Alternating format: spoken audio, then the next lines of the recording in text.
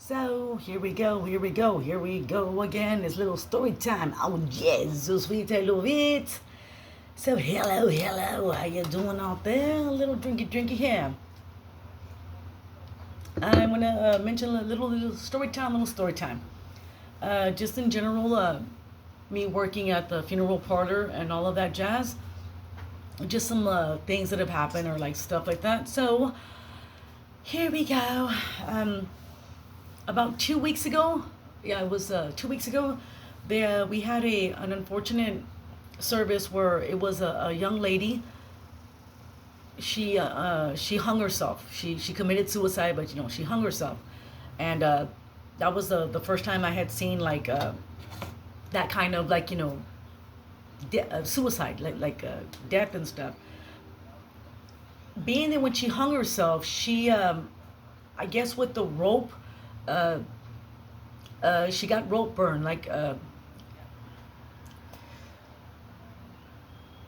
don't know. I guess when you hang yourself, like you put it around your neck, but when you hang yourself, I guess when you drop it. I know it's macabre or whatever, but like the rope ends up going like up here, like to your face, and so forth. And they unfortunately they didn't find her till like I want to say less than a day. Like they found her like she was found like less than a day, you know, hung. And so when I got to there to the service at the funeral parlor, they had she was already dressed. She was already dressed and like ready to go and like in a coffin and so forth. So my job is afterwards when they do the dressing and all of that.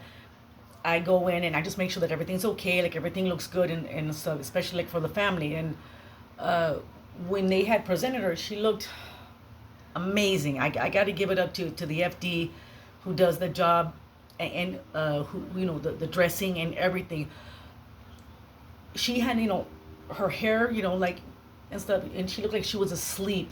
Like I from all of the services I've done in a year now that I've been doing like funeral services, there's very rare. I mean, everybody looks different. When you die, you're never the same, and you do not look the same no matter what. Like yes, whatever. You just there's been very few they look like they're literally asleep. Like don't get me wrong, everybody like they have their stages and stuff, but I've seen like two where I'm like, wow, they look like they're literally asleep. Like you almost want to say, hey, wake up, or you when you see them, no matter like how they're the majority are never like this or like this, that they're like their hands are right here.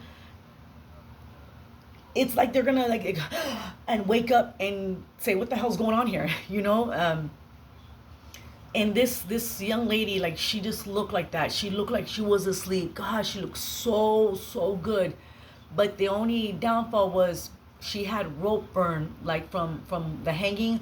Her face got burnt, and when I say burnt, it's called rope burn, or like whatever device you use. Uh, and so the side of her cheek was, and like towards her neck was rope burned. That's the best way I can say it. Rope burned. Um, so before the FD leaves, and then I attend the full service, and I take over. I The way her hair was on this side, like when you're gonna go and see the body side, you see this side of her face. You could see like right here, like where it was like rope burned. So I had asked the FD, because the FD does his job, and that's his art. Like when I say art, that's what he does, his craft. You have to respect that and stuff. So I had asked, I was like, with all permission, may I adjust her hair? Only because, for one thing, she committed suicide, and then she went out that way, hanging herself. Me personally, if it was like my daughter or like anybody close I knew, I would not want to see that, knowing how they committed the suicide, and then have to see that. And her hair was very nice, but you could see her the rope burn. And I go, can I adjust her hair a little bit more to cover more of the rope burn? That way, from being like this, where you could see the indent, can we just move the hair like this? Can we do this? Can I do this? And again, he does his job. I can't mess with it. unless he tells me, hey, go ahead and do this, whatever. I have to ask permission. And so I did so, and they were like, yeah, whatever you feel, because I have to deal with the family. They leave. After they do their job, they leave, and I take over. And then I have to greet the family, and then show them you know, their loved one. So from here, I was like, I just want to like adjust her hair, like, just like that. And that way it looks, like this. And that way you can cover up the burn mark of the unfortunate, how she ended up. So they go, yeah, go ahead and do that. So I did that. And then when I did that, the family, shows up, the immediate family first, and then it's the public and friends and stuff like that. So I told the mom and the dad was there, and I had told the dad, I told both of them, I called the mom and the dad, and I go, those grievances, for what happened, you have to give them the condolences. And I go, just to let you know, please do not move the way her hair, do not move her hair, like, we had to cover it. I had to cover it a little bit more than like, the body is like that, you want to see, like, on the side, you want to see the body, but the fact that the rope went this way and it went to her side of her face and it burnt her. I had to cover her, so her face was going to be like a little bit more covered up like this, but she was still, viewable, but it was just this side like that. I go, please don't move it. I go, and tell the other family members not to move it, like when you go to the casket, like, and stuff. And what I'm going to make a point is, she was young. She was not even 30. She wasn't even 30 years old. She's young, and keep that in mind. The fact that she was young, done up and stuff, but it was just that mark. And so I covered it up, and I had told the family, and was the mom, and started crying even more. And I was like, what do you do? Like, what do you do? Like, ma'am, like, just do not move her hair due to yasa, what happened. So let's keep the hair the way it is, and it's there for a reason. We cover it for a reason. You can put as much, she had to look as natural as possible. So with that rope burn that she had, if you were to put clay or like whatever, it would not match her regular face. I don't know how to explain it. It's weird. I don't know how to explain it, but they'll put the clay for slippage. What's called slippage, and I'll explain that a little bit later on the next services that I had. Being that she was so young, like, not even 30, her skin was very flawless, but that mark, it was indented, it was invented, like it was in her, right here. So that's why we covered it. You do the best you can do, but you can only do so much, really, without making her face look unnatural, and then with the makeup, flawless makeup, bright red lipstick, and just beautiful. So her hair, again, it was like, like this. And then when I said that, the family cried, the mom and dad cried a little bit more. And so forth. I go, please just don't move the hair. It's there for a reason, blah, blah, blah. There was a lot of people went to that service. That was one of the most packed services I've ever done. From all the ones I've done a lot, but that one was one of the most packed ones I've done. And blah, blah, blah. So, and a bunch of roses and, easels and everything. So as I'm doing the service, coming in and out and stuff like that, the mom did not leave her side. And this was one of those, okay, our services are from, earliest is 3 p.m. till 9 p.m. So it's 6 hours for the viewing. The latest we do is from 3 p.m. till 11 p.m. And that's a special occasion. That's when you want the service to go that long, till 2 hours later, from 9 p.m. to 11 p.m. We get those rarely. The 11 p.m. slots, those are rare. So far, I've had I'm lying. I've had 3 11 p.m.s from 2:33 to 11. The rest are just till 9 p.m. So, people are there, blah, blah, blah. And the mom, oh man, again, dude, they got there at 2:30, whatever. And she stayed there at that coffin from 3 p.m. till 11 p.m. She did not move. This lady did not move. Now, the coffin's there, and then you have I guess where you can kneel down, like, kneel down, like to see the body, and and so over that, she stood there, and then everybody that came, obviously she hugged them and all that. So after a couple of hours, they go, do you have like a stool, like, or like, something like a chair for her to sit down, because the woman just would not move. The mom would not move from there. And well, of course we do, so we gave her a stool, and I don't even think she sat on the stool. I don't even think she even used the stool and stuff. We have waters there for them. We give them waters and mints, like little cute water bottles and mints and stuff. She stayed there. She stayed there till 11 p.m. That woman did not move. After a couple of hours, I put some roses there, and I went and I looked, and there were so many people, like so many people to where the chapel got hot. Like, we keep the chapel at a certain degrees, because the body's there, you have to keep it cool. But when there's so many bodies, like so many people in the chapel, it with the body heat, it gets a little warm. So I went and I looked, and then when I put the roses, I saw the girl, and sure enough, they fucking moved her hair, man. Her hair was moved. I thought, and you could see her, bust a mark. And I was like, chinga. So, courtesy, I went and boom, I put her hair like back. I went and I adjusted her hair back, just because as people were coming in, like, how she died. And then, how she wasn't like flawless, her skin. And then when you see that, then you already have the idea of like, oh shit, she hung herself. And then like, you see that burn mark, like, it just makes it, nobody wants that. Nobody wants to see that. And obviously the mom, but I was like, I have her hair there like for a reason. I have it like this adjusted for a reason. Please don't move it. But I mean, no, they did what they did. I don't know who did it, but I had adjusted it back. I went back and I put it back, and I was like, okay, if they move back again, listen, that's on them. What can I do? I can't do nothing and stuff. Now, going back to that, as far as what I'm saying about the flawless, her being so young, I guess a couple of services later, there was I believe she was 80 years old or 88 years old. She was an older lady, that passed away. So when I got there to my job, my FD, funeral director, he says, he goes, Rose, don't let he goes, tell the family not to, he goes, tell the family not to touch the body. He was telling them not to touch her, because she was very, like, in her 80s, and she was very, very delicate.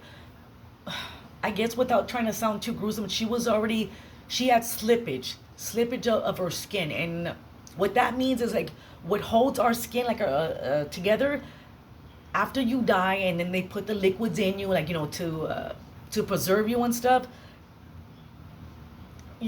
Being old, as old, like in the 80s, your skin is very, very, very, very, very, very thin. So if you were to like kind of do this, the skin will slip off. It'll slip like wet paper. It'll be like wet paper. That's the best way I can describe it, is slippage. So they have to like preserve it and stuff. And she was already slipping. Now, when I had seen her, because I go see the bodies first to make sure, okay, everything's good, the cross is good, like they have a cross, the rosary, like on their hands and stuff. And she had, I guess right here on her neck, she was slipping, like she had slippage. So being what they told me was, the FD told me, he goes, Rose, he goes, can you go check the body? He goes, I already fixed it, I already did the makeup and everything, but he says, the family wanted her to be as natural looking as possible, because she didn't wear makeup, no lipstick, or no makeup, or no nothing. She wanted natural look. He goes, can you just double check my work? So I go, okay, sure. I go and I look. She looked great. He put a little bit of her, not lipstick, but he put a little bit of like a little, very, very faint pink, like just to kind of like lighten up her lips a little bit. Just the bottom lip, a little pout, a little pinkish, and so forth. But from her makeup that he had, she was good, but she was slipping towards, like right here, she was slipping. So her shirt was kind of like down, the shirt she had was kind of like this, down, and you could see from the makeup base he put on, then her slippage, that she had some slippage here, because her skin was so thin, stretched, that it broke, it slipped. So they have to put the skin back, and they have to put like a molding clay, like a clay. But you could tell the off color from her skin, natural color, and the base he put on her. You could tell the molding clay was off color, like it was like a different kind of pinkish, or like a beige. And I looked and I was like, right here, that looks already out there. Underneath one of her eyes, she was slipping. So they had put underneath the eye, they did the base, and then he did that one good, but she was slipping here. And the way he did it was, to the best of his ability, because if he keeps messing with it, it's gonna crumble, and then it's gonna make it just no. So you have to deal with, like, that it's like kind of like not construction paper, paper that you use for gift bags, that thin paper that you use for gift bags. That's how thin the skin is, where if you anything, it'll tear. So I didn't like the way the molding looked on her, and then the way her shirt was. So I called the secretary, who actually does dressing as well. She dresses up and makes sure that everything's good.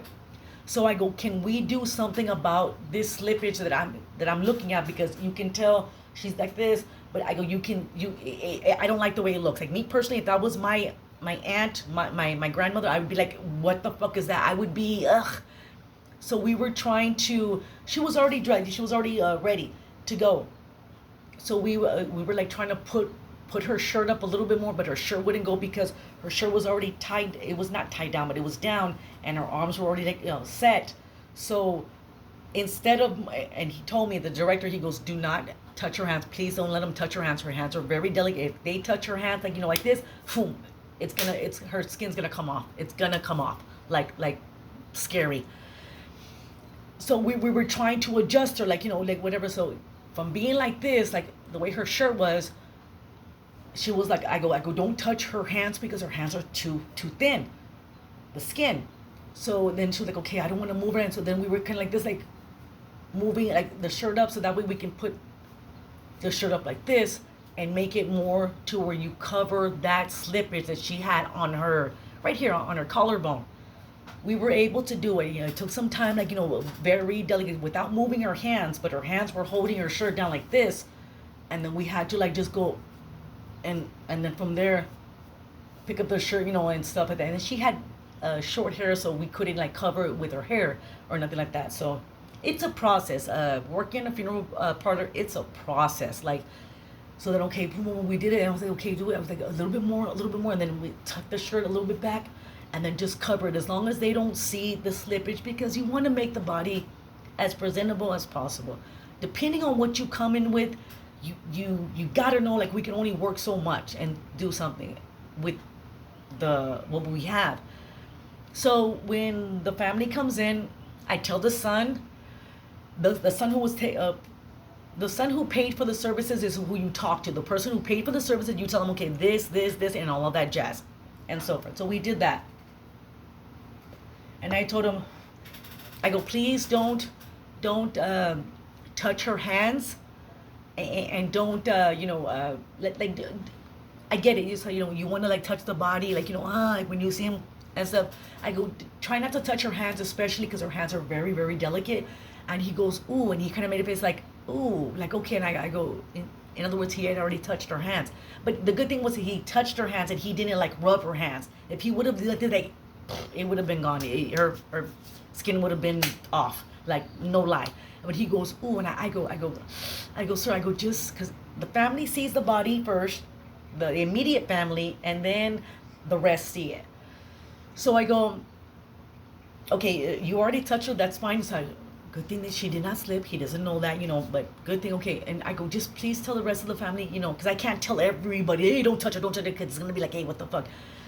So I go, please, just viewer, but don't touch her, And so, and that's what I mean about slippage. If you're young and you pass away and stuff, I mean, your skin is tight in your skin, and you have all the strength in it.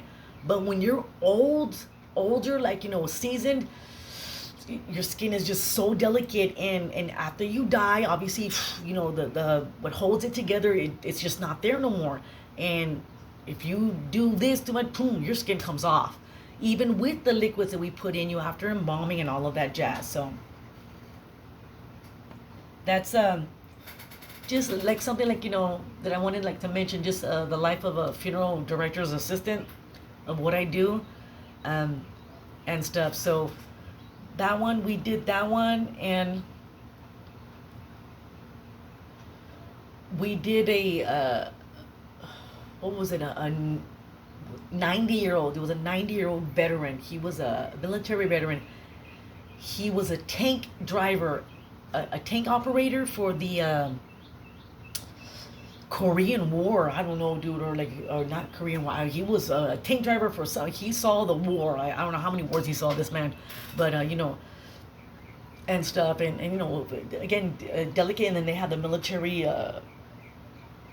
coffin with the flag and stuff like that, and they decorate everything around it and stuff, red, white, and blue. Right. He fought. Was it the Korean War?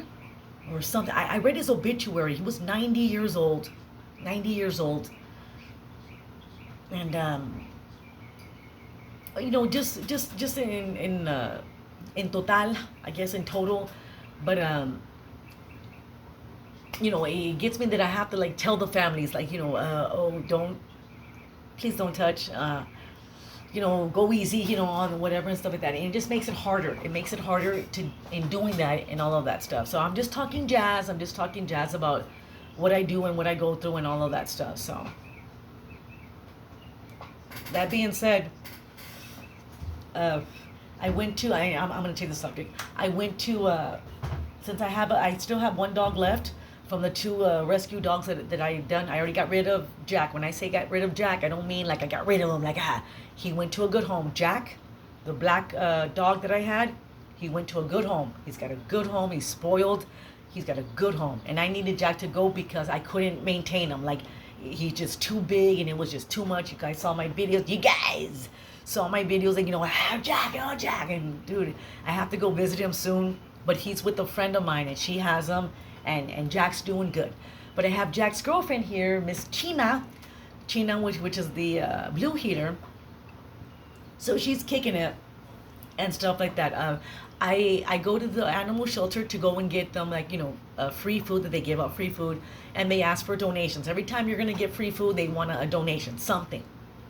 I had forgotten about that because the last couple of times they've allowed me to go get food for the dogs, but without giving a donation.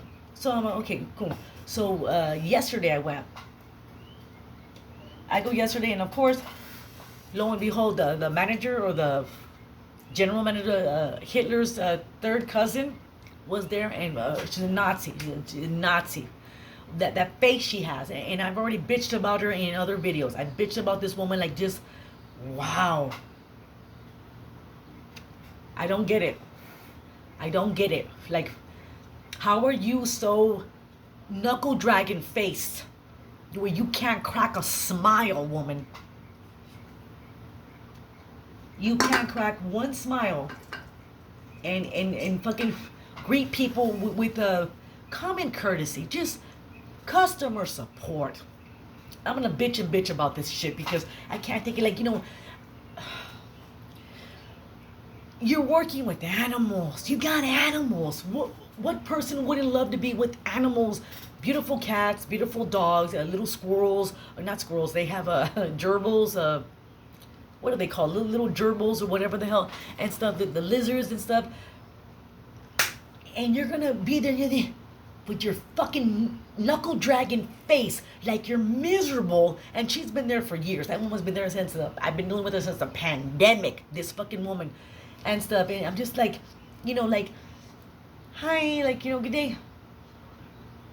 Won't even, like, just, and then I saw she was speaking to a man. She was with, I don't know if he was a worker or whatever. She was speaking to some man, and I was observing while I was waiting for them to get me the dog food. I was observing. I was like, how do you deal with them, like? I just couldn't. Like, I would love to work in an animal shelter, especially the cat section. I'm a cat girl, but to have to deal with that knuckle dragon, with that Nazi, and just be like, I would break, and I would just be like, And before I quit, I would say, and I would tell her everything like, hey, you fucking Nazi. I would call her every word in the book, every German word in the book, because that's what she is. She's a Nazi. She's Hitler's third cousin. She has to be related to some kind of Nazism. She's got to be related. There's no way she's not a Nazi heritage in some way. And okay, now, me saying Nazi doesn't mean you whatever. I'm just kind of saying like the whole fucking, I don't know, but or, I don't know. Maybe she got some Russian in her. Maybe there's some Russian. I don't know. Or I don't know what's mean. What's mean. But definitely Knuckle Dragon. Knuckle Dragon City. She lives in Knuckle Dragon City. She's the mayor of Knuckle Dragonism. Oh, hell no. Anyways, blah, blah, blah. I get the food, all of that jazz. And they go, do you have a donation? Like to give a donation? And I was like, ooh. I go, well, unless you take card, I go, I can give about maybe $2. I didn't have no money. I have no cash on me. And stuff. And then I guess they want cash. They don't want like card. So she, it wasn't the Nazi lady. It was another worker that was there. She was like, no, like just cash. Oh yeah, just cash, huh? Just cash. And where's that cash going? That donation cash going? Because you ain't buying the food. The food is donated at the animal shelter from HEB, from Walmart, expired food, all that jazz. So it's not like you're paying for it. You're not paying for it. There's no, honey. So where's that cash? Why can't you take card? Why can't you take Cash App? Because you know what I'm saying? Whatever. So she was like, no, she was next time. Like next time you'll give us some cash. I go, I'll mental note, I will do it and I'll mental note it and it'll be right here. And I'll know that I got to give cash, a couple of buckers and stuff, blah, blah, blah. Now, the next time I go, if I give $2, I'm going to test them out. If I do $2 make you holla, like after you give me the dog food, and if I go, here's $2, and if you make a face and go, huh? $2. No. There's no minimum of donation. It just give a donation with every free food that we give you, or cat food, or dog food, or squirrel food, or fucking whatever, mouse food. There's no $5 minimum. There's none of that. So I'm gonna test them out. I'm gonna be okay. Here's $2, make you holla. If I see if they're like, huh? What if this ain't enough? Oh hell no. Then I'll make another video about it, and I'm gonna break. All hell's gonna break loose. I'm like, oh hell no. No man, we don't hang out with people like that. We don't do that. No. So that being said, blah blah blah. So anyways, I left the place and I was just like, ugh, I just can't believe this fucking Nazi woman is just like, why can't you crack a smile, just a little crack, and just a little one side, just put one side of this and make it smile. Put a toothpick in there and just so you look like you're grinning, or like a little Elvis Presley. Give a little Elvis Presley. Give us something. But this, I'm surprised smoke doesn't come out of her nose. I'm surprised she's not drooling or like her tongue's. I'm really surprised. This woman is just. You're representing an animal fucking shelter. If the news ever went to do it, like hey, we're doing a little segment here, we're doing a little adoption, we're gonna be adopting, and we're speaking to the general manager here. I'm gonna just say, Nazi dragon Nazi knucklehead is here. We was it. No, you don't want her to represent and be on the news talking and like whatever, because she probably just talking grunts. She probably just in grunts. She talking grunts and stuff. I mean, like, and probably like, okay, I gotta go and whatever. I'm not even lying. I'm not even fucking lying. This woman is just so horrendous in her customer support, customer service. She is so horrendous. I don't know how she represents that place at all as a general manager or the manager, or even I'd be surprised if she's the owner. I would be, if she's the owner, no wonder that you act the way you act, because you can get away with it because you're the owner. No, ma'am. We don't hang out with people like that. That's faux show.